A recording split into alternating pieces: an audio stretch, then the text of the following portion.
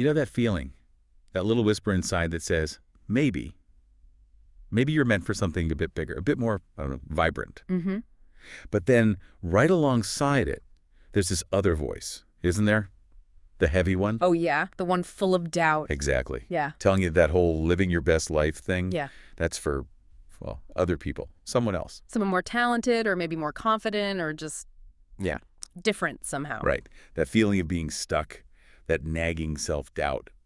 The idea that an awesome life isn't really on the cards for you. So many of us wrestle with that. And it's often such a quiet struggle, isn't it? You look around, you see others who seem to be nailing it, reaching goals, looking confident. Yeah, like they got some secret memo we missed. Exactly. And you wonder, what's their magic formula?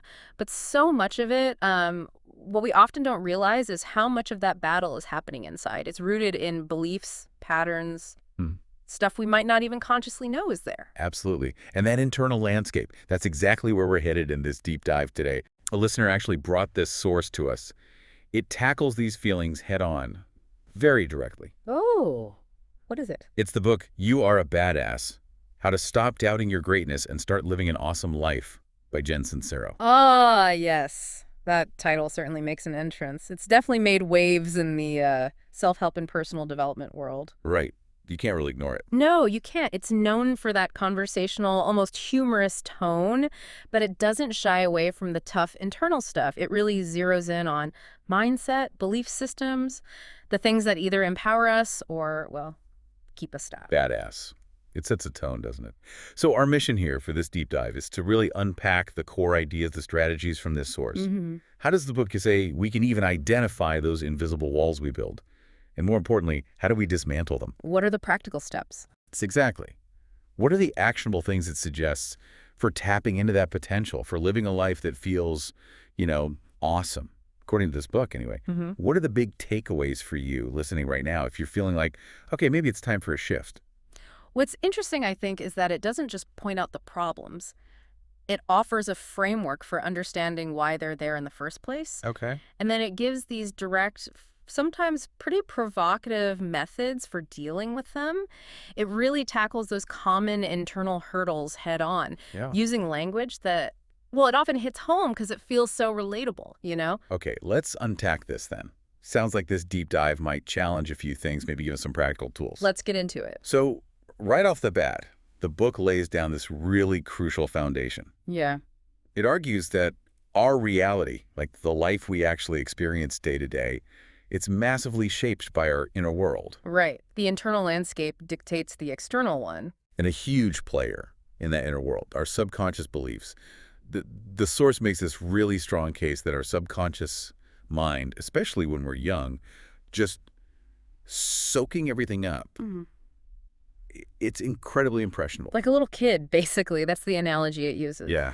Yeah, it just believes what it's told consistently, especially from parents, authority figures, or just through repeated experiences. It doesn't really filter much. That makes sense. So the source really highlights how these early beliefs, often just absorbed without any critical thinking from family, school, our surroundings, they become the basic operating system for how we see reality. The book uses this phrase.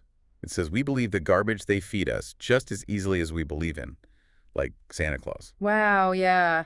That's a strong way to put it. It is. It makes you think, doesn't it? How easily we just adopt these external narratives, whether they're true or not, and how deep they can get buried. And they become these fundamental truths about ourselves and the world. Maybe they were just someone else's perspective or their limitation, but we take them on board as fact. The book gives some pretty specific, sometimes uncomfortable examples, like maybe hearing things over and over like, oh, nobody in our family ever makes good money, or seeing a really tough relationship and internalizing, well, marriage just means fighting all the time. Or even just picking up subtle messages about what you're capable of or what's realistic for someone like you. Yeah. And the book argues these things, heard repeatedly or just absorbed from the environment. They solidify. They become these undeniable truths for that young, receptive mind. Not based on objective reality necessarily or our own evaluation, just downloaded perspectives. They become the unseen rules we live by. So for you listening right now, maybe take a second, think back. What were some of the constant messages you heard growing up about money, relationships, success? About how hard life is supposed to be, or maybe how easy, or even just about you specifically. What were you told? Is it possible maybe that you absorb some of that garbage, as the book calls it? Some beliefs that are still kind of running the show in the background, influencing your choices, your reality today? It really pushes us to ask that fundamental question, doesn't it? How much of what I think is just the way things are, or just who I am, is actually based on my own conscious experience and evaluation, Versus what? versus these inherited truths, these patterns and perspectives that just got installed before I even had the software to question them? Yeah. And understanding where they came from is step one, right? Exactly. That's the starting point for change. Which leads right into the first, like, absolutely critical action step the book talks about. Becoming aware of these things. It says you got to strengthen your almighty awareness muscle. Right. You can't change what you don't see. That's a core principle. The initial work is really about cultivating that ability to step back Step back from what? from being on autopilot, basically. The autopilot that's driven by all that subconscious programming. You need to become an observer of your own thoughts, your own pattern. Noticing the excuses, maybe. The self-sabotage. Yeah, the stories you tell yourself, especially in those parts of your life where you feel stuck or things just never seem to work out the way you want them to. The book uses this really striking metaphor. Kind of gross, actually. Oh, yeah. It compares identifying these limiting beliefs to dragging out the stinky carcasses from your subconscious. Wow, okay. Vivid. Right. You have to see them, smell them, acknowledge how dead they are before you can haul them out and make space for, as it says, fresh, new, awesome beliefs. It's not always going to be pretty. No, growth often isn't. Think about those examples the book gives. Beliefs like, I'll have to do work, I hate to make good money. Ugh, yeah, that one traps a lot of people. Or getting into a serious relationship means I'll lose my freedom. Or I'll feel trapped. That can totally sabotage intimacy. Or even deeper ones, like if I really enjoy sex, something bad will happen. These aren't just fleeting thoughts, are they? No, the book argues they're powerful scripts, running unseen, dictating our choices, shaping our experiences. So it's like becoming a detective of your own mind. That's a good way to put it. Uncovering these hidden programs, these internal rules that have been running things, without you maybe even realizing it. It might sound a bit scary looking at those stinky carcasses, but the way the source presents it, this awareness, it's the absolute prerequisite. You can't get free otherwise. Just starting to notice your automatic thoughts, your go-to reactions, the stories you tell yourself about why things are the way they are. That's the basic training for that awareness muscle. And if you connect this to the bigger picture of really any kind of personal growth, awareness is always step one. It's foundational. You can't change what you're not conscious of. Exactly. You can't consciously choose differently if you don't even see the choice points because you're just running the old program. Bringing the subconscious stuff into the light of conscious observation, that's what starts to disarm its power. It gives you back the choice. Okay, so awareness is step one. Yeah. Then flowing right from that, from getting out of our own heads a bit, the book makes this connection. It links being present, like really here, now, not lost in the past or worried about the future. It links that to connecting with what it calls source energy. Right, source energy. And the idea is that this connection, this presence, it raises your internal, let's call it frequency. Okay, frequency, like a vibration. Sort of, yeah. And the theory presented is that when you're vibrating at a higher frequency, you naturally attract things, experiences, people, opportunities that are also on that higher frequency, like attracts like. Okay. That concept pops up in a few different places, doesn't it? Mindfulness, spiritual practices. It does.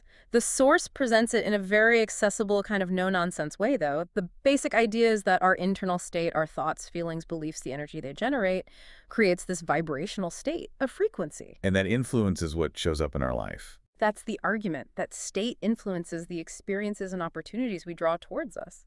So being present, connecting to this source energy, is framed as a way to consciously elevate that frequency, to align ourselves with more positive outcomes. The book has this fantastic story to illustrate, really relatable.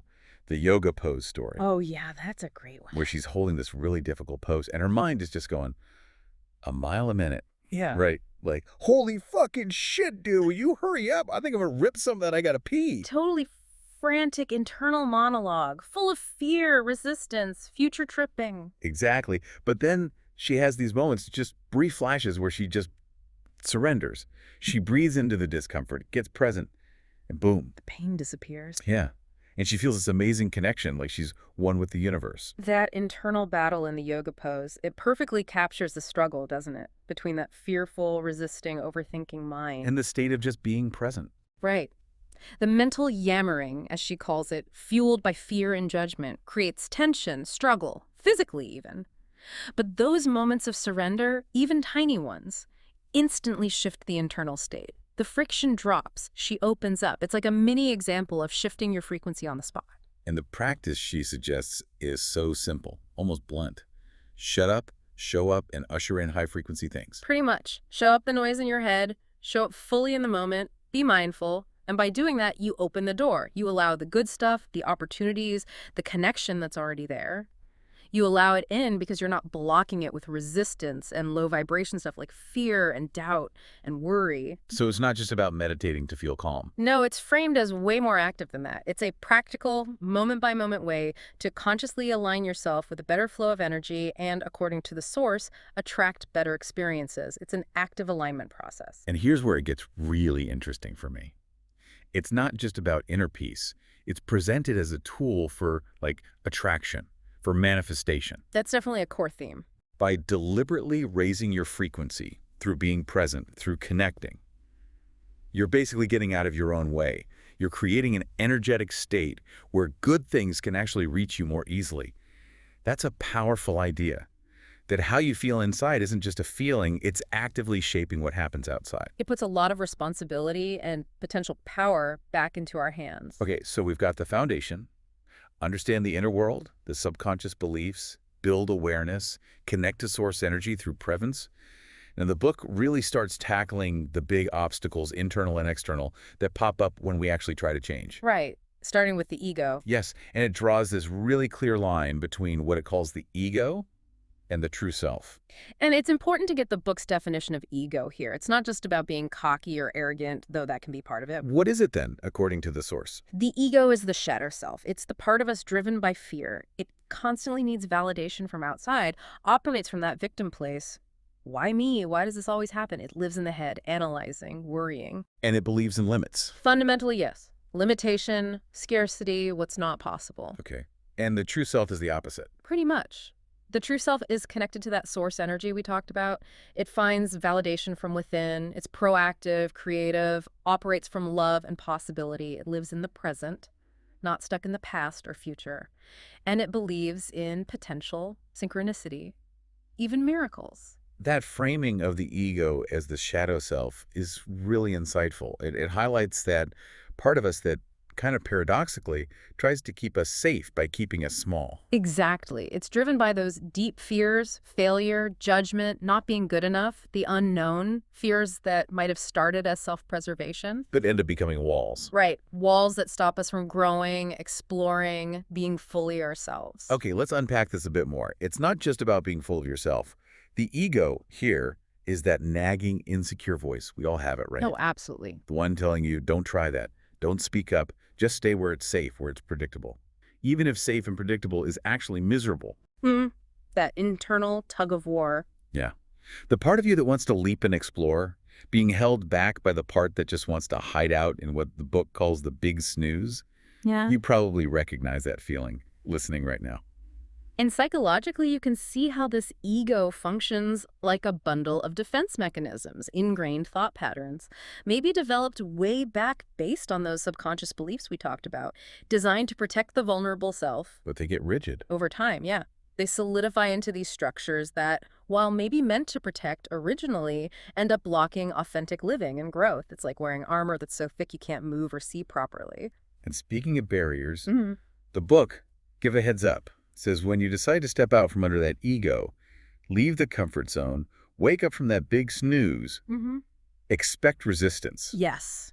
Prepare for it. Both from inside yourself and from the outside world. This is such a crucial point the source makes, because if you're not expecting it, you might misinterpret that resistance. You might think, oh, this is too hard, it must be a sign I should stop. When it might be the opposite. Often, yes. Oh. The book uses these really strong metaphors to describe the resistance. There's the overprotective, controlling mother. Yeah, tell me about that one. That represents the external forces, often people who mean well. Friends, family, colleagues. But out of their own fears or just discomfort with your change, they try to pull you back, keep you in the familiar, risk-free zone. The image it paints is so vivid. This mother who's going to claw, scratch, scream, bite, hurl her body in front of your body, rapidly approaching new life. It really captures that intense pushback you can get, can't it?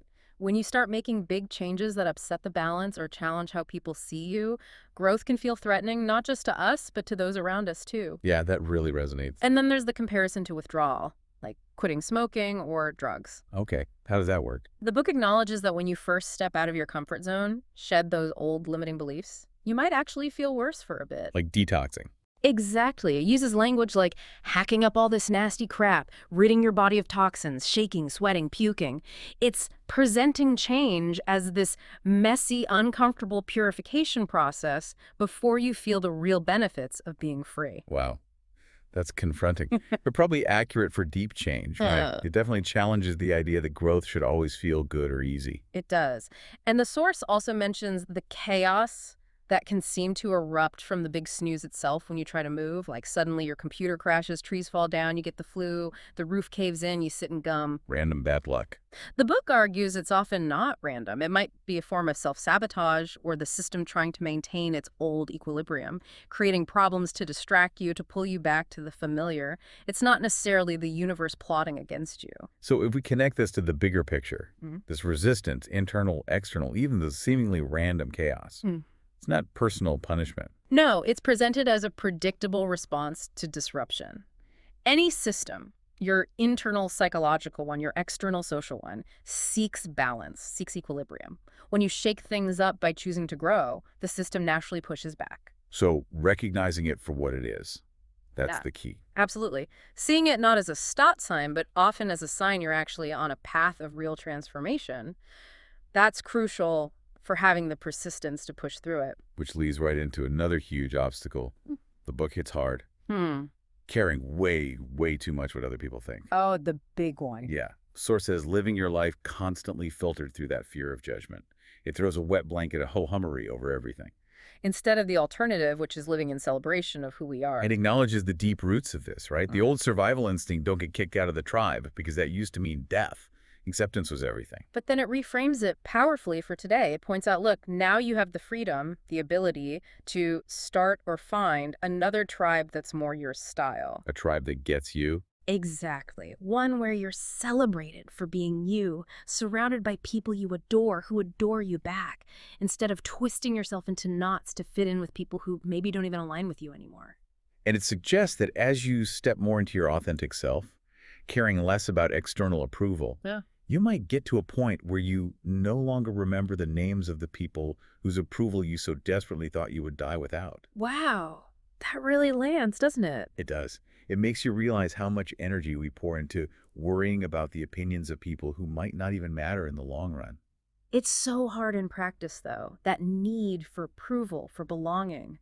It runs deep. It really does. You, listening right now, think about it honestly. How many decisions have you made? Big ones, small ones, opportunities you skip, based purely on what someone else might think or say. And this raises that critical question the source pushes us towards. How do we get better at telling the difference, discerning between feedback that's genuinely helpful for our growth? And the vast majority of the noise, which is often just other people projecting their own fears, their own insecurities, their own limited beliefs onto us. Not all opinions are equal, not all deserve space in our heads. So how do you filter it? Does the book offer a way? It does. A really practical filter, actually, for sorting constructive criticism from just noise. Okay, let's hear it. It suggests a simple test for anything someone says about you, good or bad. Let's use the example. Someone calls you a hothead. Okay. First question, is this true? And you have to be brutally honest with yourself here. Second question, if the answer to the first one is yes, can I use this information to better myself, to grow? And you use the same test for compliments. Exactly the same. Someone says you're a great listener. Ask, is that really true for me? And if yes, can I use that? Maybe lean into it more. Understand how it helps. So if the answer is yes to both questions, it's true, and you can use it for growth, then what? Then pay attention. Learn from it. Use it. But if the answer is no to either question, it's not actually true for you, or maybe it's true, but there's nothing useful you can do with it right now. Then just let it go. Let it go. The instruction is clear. It's just noise. Don't give it energy. That acknowledges that sometimes, yeah, other people can see things we don't. They Yeah. might have valuable insights. Right. Insights that help us see ourselves more clearly, connect with our own truth. But the filter is always internal. Does it resonate as true for you? Is it genuinely useful for your growth? And ultimately, like the book keeps saying, it comes back to what's true for you. Your own inner knowing is the final judge. Precisely. Which means you need to cultivate that self-knowledge, that self-trust. It's about applying critical thinking not just to stuff out there in the world, but to the feedback you get about yourself. Filtering it through who you know yourself to be and where you want to go, not just blindly accepting judgments, good or bad. Okay, moving into some really practical strategies now for transformation. The book uses this great metaphor for how we see ourselves. It calls our self-perception a zoo. Huh. That's perfect, isn't it? It just captures that wild, sometimes exhausting swing we all do. From what to what? From moments where we glimpse our infinite glory, our amazing potential, and then maybe seconds later, we're completely tangled up in drama, self-doubt, insecurity, feeling totally useless. She talks about friends who are objectively brilliant but think they're imposters. Right. Or people who are gorgeous but only see flaws. Or super successful entrepreneurs terrified they're about to lose it all and end up homeless. That constant internal seesaw. And the book makes this really powerful, almost startling point here. It takes the exact same amount of energy to think highly of yourself as it does to think poorly. Wait, say that again? The same energy? The same energy, the same mental focus, the same effort to gather evidence for why you're awesome as it takes to gather evidence for why you suck. The brain's working just as hard either way. Wow. Okay. So the question becomes, why are we putting all that energy into the drama, the self-criticism, the fear, when we could use that same energy to build ourselves up? Here's where it gets really interesting. The same energy. That just reframes the whole struggle, doesn't it? Yeah. It's not inherently harder to believe you're great. It's just pointing the same mental effort in a different direction. But it feels hard sometimes. Like the book says, trying to constantly maintain that positive self-view can feel like trying to push a giant marshmallow up a hill, constantly adjusting. We're sagging. We are sagging on the left. We are sagging on the right. So how do you counter that natural drift towards negativity? It suggests a practical technique. Try seeing yourself through the eyes of someone who truly loves and admires you. Step outside your own head for a minute. Yeah. Imagine what they see, what they Yeah. appreciate about you, what they know is true about your strengths. That's a simple but potentially powerful shift, isn't it? It lets you bypass your own internal critic, even just for a moment. Access a different perspective that isn't clouded by those old negative beliefs and biases. Which brings us right to what the source presents as the absolute bedrock, the non-negotiable foundation for all this change. Let me guess. Self-love. You got it. Self-love, but not in a conceited, narcissistic way. How does it define it? As a deep, unconditional connection with your highest self, combined with an unshakable ability to forgive your slowest self, your mistakes, your flaws, the times you mess up. It's positioned as the ultimate key, isn't it? Totally. The book argues that when you genuinely love yourself enough, you eventually reach this point where you just can't be bothered with the bullshit, our own or other people's. You just naturally let go of the heavy stuff. Yeah. Guilt, resentment, self-criticism, they start to fall away. And instead, you embrace lighter states, compassion, joy, gratitude. Imagine the ripple effect of that, not just inside you, but in how you interact with everyone. The book paints this picture. Imagine a world where everyone loved themselves so much they weren't threatened by differences. Opinions, skin color, lifestyles, none of it would be a threat. A world where people woke up certain of their own lovability, their own unique, important place in things. Wow. If we connect that to the bigger picture, this isn't just feel-good fluff. Self-love is framed here as a genuinely radical force. A fundamental shift with the power to change not just one life, but maybe how we all relate to each other. It's positioned as the antidote to so much insecurity, judgment, comparison, fear.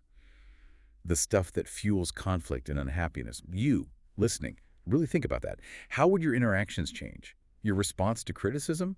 Your willingness to go for your goals? If it all came from a place of solid self-love, instead of needing approval or fearing you're not enough. It flips the whole script from scarcity and defense to abundance and expansion. Self-love, in this book's view, is the absolute foundation for building that badass life. Another key strategy the book really emphasizes is learning to trust your intuition. Ah, yes, the inner guidance system. It calls it an incredible inner guidance tool, one that animals use all the time, but we humans, we've often been trained to ignore it In favor of what? in favor of external advice, which might be bad, or just endless mental gymnastics, overthinking everything. And we've all had that experience, haven't we? That hindsight regret. Ugh, I knew I should have listened to my gut on that one. Totally. It's proof that we have this inner compass. We just override it constantly. So how do we tune back in? The book stresses one thing: quiet. It says we literally bulldoze over the very answers we're seeking because they can't be heard above the din. The din of our own thoughts. Yeah, and external noise, distractions, No. all of it. The practical tip is so simple, it's almost easy to dismiss.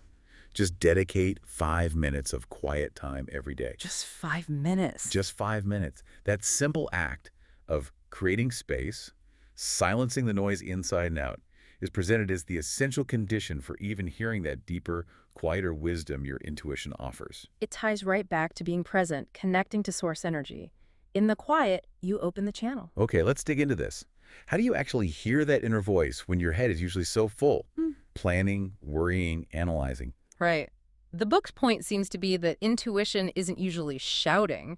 It's often a subtle feeling, a hunch, a quiet knowing. And it can't compete with the volume of our anxious thoughts. Exactly. So that deliberate choice to create silence, even briefly, is crucial just to notice those subtle nudges in the first place.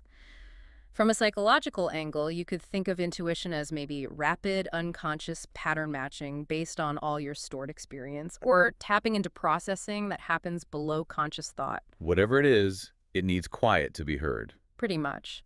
Practices like meditation or just that simple, quiet contemplation the book suggests, they work by quieting the loud, analytical part of the mind, allowing those subtler signals to surface. It's like learning to tune into a different radio frequency. And then rounding out these core strategies, the book gives a really strong push against getting stuck in your head, against waiting for the perfect plan or the perfect time. The call to action. Yes, it urges us, take the first right step, and just as importantly, keep being the beginner. The core message there is a direct challenge to that paralysis by analysis, isn't it? Stop wasting hours and days and years trying to figure out your perfect next move. You don't need the whole map. No. The source insists you just need to figure out the next right feeling thing and do it. Take that step. It draws this sharp contrast between just rolling ideas around in our heads, which feels productive but is often just fear disguised as thinking, Right, keeping us safe but stuck. versus actually doing something, anything, getting into the messiness and uncertainty of action. And that idea of deliberately keeping the beginner alive, that's presented as really liberating. How so? Because the beginner isn't weighed down by expectations. They're not terrified of looking stupid or getting it wrong. They know they kind of stink because they're new. And that acceptance allows for what? For fun, for experimentation, for actual learning without the pressure of perfection, which is so different from the expert mindset, which can be hypercritical, afraid of mistakes, and totally paralyzed as a result. But here's where it gets really interesting. That story about the band, Crotch, it's hilarious, but it nails this point perfectly. Tell me about it again? She and her friends decide to start a band. None of them can play their instruments at all. Okay. Bold move. They literally name the band Crotch. They just embrace the chaos, the learning in public, the potential for sucking. And despite having, as she says, no idea what they were doing. They actually achieved things. Yeah, real things. They made a film, a music video that got shown on national TV, recorded an EP, even got a demo deal with a producer, all while holding down full-time jobs and being total beginners. Wow, that really drives it home, doesn't it? Action, even messy, awkward beginner action, if it's fueled by enthusiasm and a willingness to learn, it's infinitely better than waiting for perfection that never comes. The quote that follows is just perfect. There's nothing as unstoppable as a freight train full of fuck yeah. Huh. Love that. It just captures that raw, uninhibited energy of just going for it, doesn't it? It really does. It makes paralysis by analysis look kind of silly and pointless in comparison. It's a strong vote for just getting moving, however clumsily, instead of staying polished but stuck. Momentum over perfection. Exactly. Okay, so we've covered the foundations, the obstacles, key strategies like self-love, intuition, action. Now, the book goes deeper into overcoming hurdles and really living this stuff consistently, making it the badass life.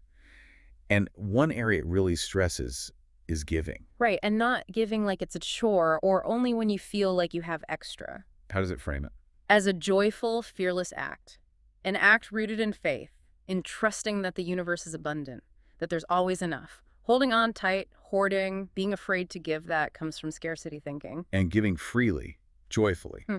What does that do, according to the book? It actively raises your frequency. It strengthens your faith in that unseen flow. And it puts you in a powerful position to receive, attracting more abundance back to you. It's presented as this energetic loop. Like a universal economy. Kind of, yeah. Yeah. Benefiting the giver and ultimately the receiver within that flow. The story about her little niece and the Tic Tacs is such a simple but profound example of this. Oh yeah, the orange Tic Tacs. The 5-year-old niece gets this 6-pack of Tic Tacs, like jackpot for a kid, right? And immediately, no hesitation, no calculation, she turns to the adults. Do you want a pack? Do you want a pack? Just pure, open generosity. Such a stark contrast to how the author described her own childhood dynamic with her brother, where everything shared was like counted and divided meticulously. It makes you pause, doesn't it? Think about how naturally open we might be before the world teaches us scarcity, teaches us to cling tightly out of fear. Yeah. You, listening, think about how it feels when you give freely, from the heart, versus that tight, contracted feeling when you hold back out of worry or lack. The energy is totally different. And psychologically, research backs this up. Generosity activates pleasure centers, boosts happiness, increases connection. It shifts you out of that fear-based, self-focused state. Okay, next up, gratitude. The book calls it the gateway drug to awesomeness. Uh-huh. Nice. And it presents gratitude as incredibly powerful, maybe one of the most accessible tools we have. What's the core claim about A it? strong one. Yeah. When you are actively feeling grateful, fear literally disappears and abundance starts to show up. It's positioned as a direct line to strengthening your connection to source energy and seriously helping with manifestation. Attracting what you want. Yeah, and it's tied directly to faith, which the book defines beautifully as having the audacity to believe in the not yet seen. How does gratitude strengthen faith? By focusing on what's already good or on what you believe is coming, you actively reinforce that belief. And it's that faith, that trust in the unseen, that gives you the guts to take risks, make the leap, smother your fear, as the book says, trusting the net will appear. The example she uses for this faith gratitude manifestation is kind of quirky but memorable, the parking spots. Yes. Her uncanny ability to always find amazing parking spots. She describes approaching the hunt with this knowing and relaxed certainty. Feeling grateful for the spot before she sees it. Exactly. Holding the belief it's a done deal no matter how packed the street looks, not frantic searching driven by, oh no, there won't be any spots. She even talks about trying to park right near the Pope on Easter Sunday and getting one. Right. And, okay, finding a parking spot seems small, Yeah. but as an illustration, it's perfect. Faso. It shows the principle. Clear intention, unwavering belief, focused gratitude for what you know is coming, and that relaxed certainty instead of stress and scarcity thinking. Okay, let's unpack this. A parking spot might seem trivial, but it's presented as a perfect, low-stakes way to practice using these principles to manifest something specific. And gratitude isn't just for the good stuff, right? Absolutely not. A crucial part of the practice, according to the source, is finding the good, even in the hard stuff. The lessons, the growth, even in things that full-on blow, heartbreak, failure, setbacks. How does that help? By consciously choosing to look for the learning, or how you got stronger, even in pain, you shift out of being a victim. You stop resentment from taking root. It empowers you to move forward instead of getting stuck dwelling on the negative. It's actively choosing a perspective that serves you, Right. even when it's tough. Exactly. And research consistently shows gratitude boosts happiness, reduces stress, builds resilience. It trains your brain to focus on abundance instead of lack. It's a trainable skill with huge payoffs. Then we get to a really tricky one. Dealing with painful people. Oh, yeah. The ones who drain you, frustrate you, cause real pain. The source has 2 takes on this. Sometimes these interactions might be mirrors. Yeah, mirrors for our own unresolved stuff, but also says sometimes you just gotta give painful people the heave-ho. Wow, give them the heave-ho. That's blunt. Very direct language for ending things. That idea that people who annoy us are showing us something about ourselves. Yeah. That's a tough pill to swallow. It really is.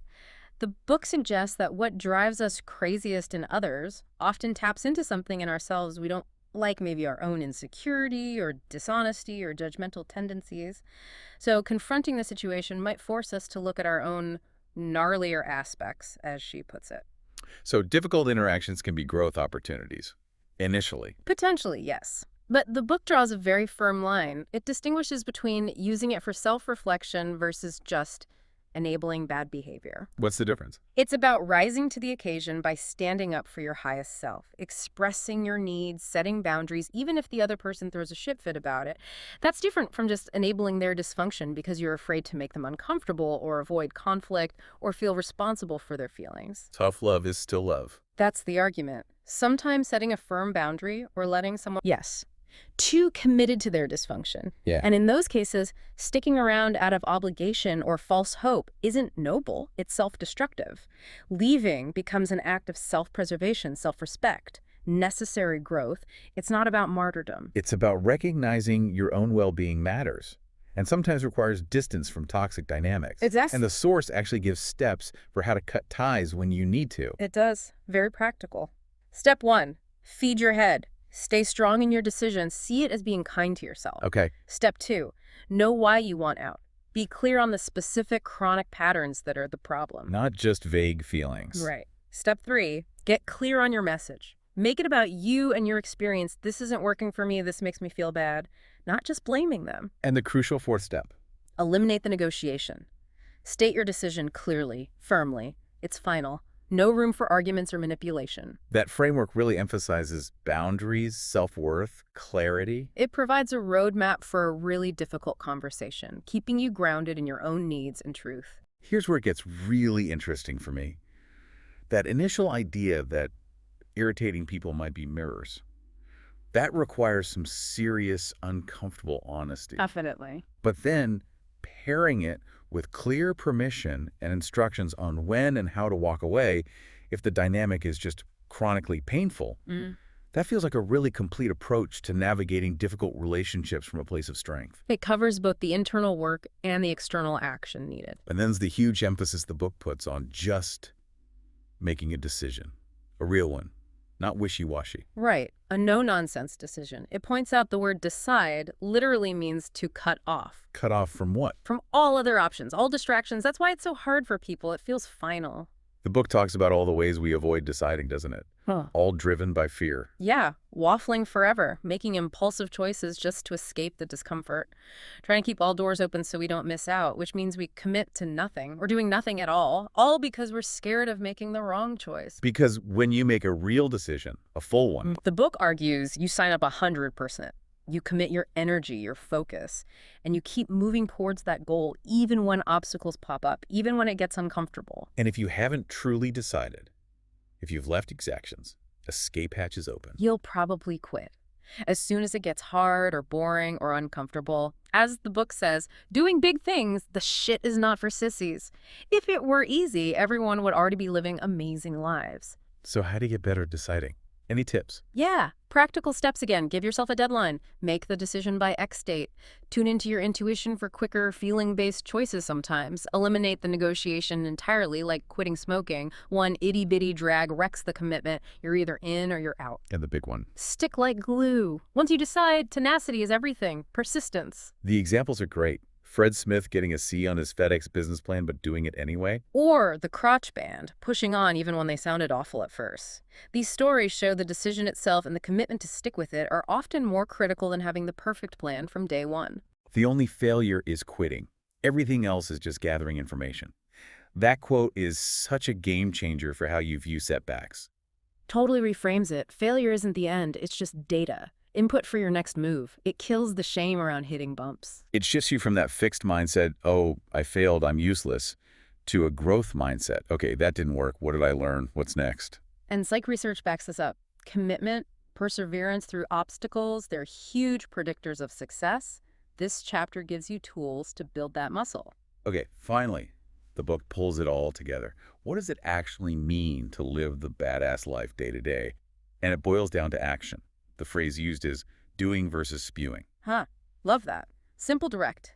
All the awareness, self-love, gratitude decisions, they mean zip if you don't actually do the work. Take consistent action. It's not enough to just talk about it, think about it, read about it. Nope. You have to apply it, integrate it. You can't just finish the book and leave the insights on the couch, right?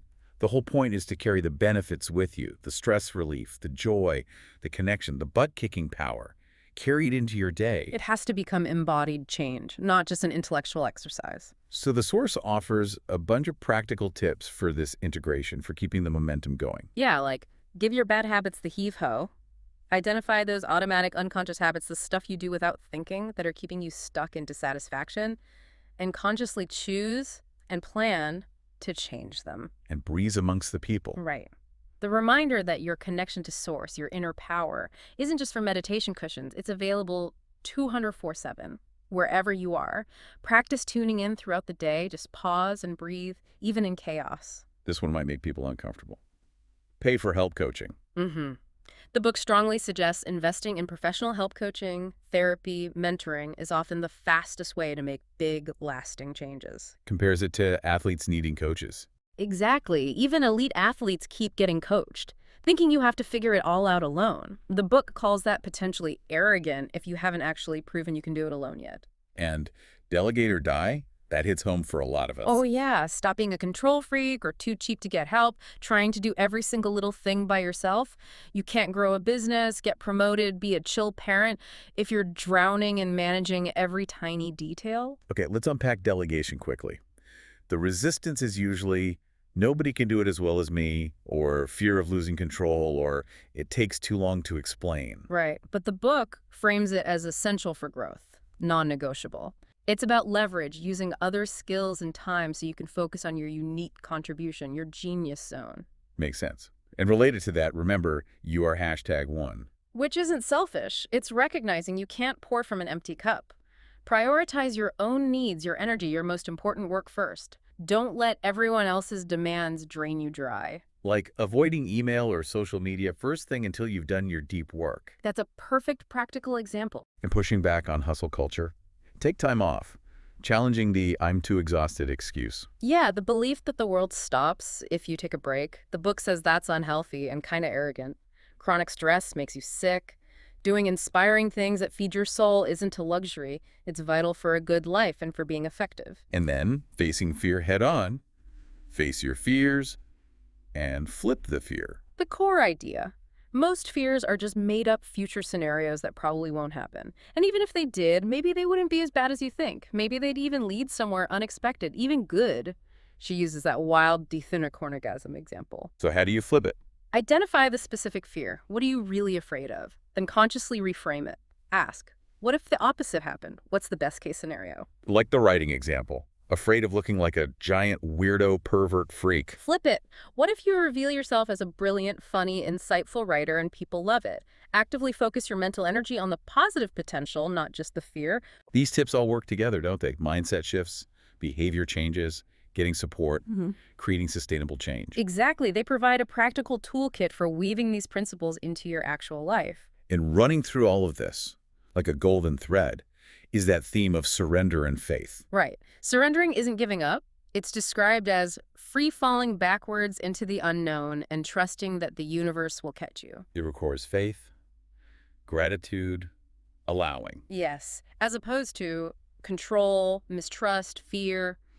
The book frames doubt, worry, needing to control everything, self-criticism. That's resistance, pushing against the flow. Where does faith, joy, allowing, believing?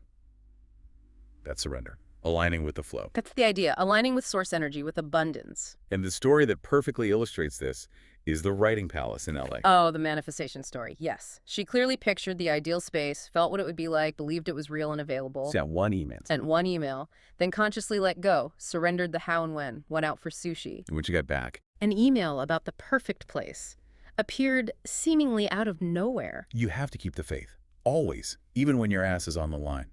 That quote, paired with the sushi story. It's such a powerful example.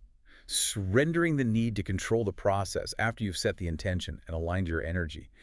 It allows things to show up in ways you couldn't have forced. It's trusting the universe's timing and methods, not just your own limited view of how things should happen. That story really makes you question the value of just frantic effort, trying to strong-arm results. You, listening, think about it. Have you ever wanted something, focused on it, maybe let go of micromanaging, And then it just fell into place. Effortlessly, surprisingly. That's the kind of surrender this book talks about. It resonates with that idea of flow state, doesn't it? Right. Producing the friction of resistance, being open and receptive to opportunities as they come. So the ultimate message, the big takeaway that runs through the entire book. It seems to be, you are the only you. Yeah. Don't deny the world your unique brilliance, your specific gifts, your energy, by trying to hide or shrink or be someone else. The book insists being as fully you as you can be. That's not just okay.